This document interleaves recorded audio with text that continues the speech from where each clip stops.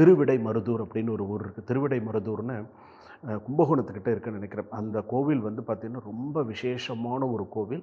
சிம்ம ராசிக்கு உகந்த ஸ்தலம் அப்படின்னு சொல்லலாம்.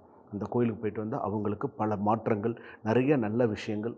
முக்கியமாக நான் இந்த கோவில்லாம் நான் எதுக்காக சொல்கிறேன்னா, தெரிஞ்சோ தெரியாமலோ உங்கள் வாழ்க்கையில் கெடுதல் ஏதாவது ஒரு விஷயம் நடந்திருந்தால் கூட உங்களுடைய கர்ம வினைகள் வரைக்கும் தீரக்கூடிய ஆலயம் இந்த ஆலயங்கள் இப்போ நான் சொல்லியிருக்கக்கூடியது.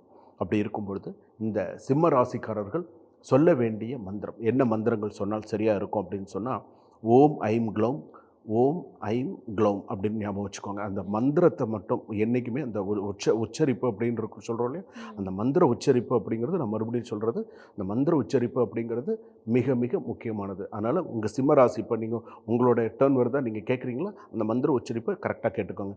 ஓம் ஹ்ரீம் க்ளௌம் சூர்யாய நமஹா, ஓம் ஹ்ரீம் க்ளௌம் சூர்யாய நமஹா, ஓம் ஹ்ரீம் க்ளௌம் சூர்யாய நமஹா.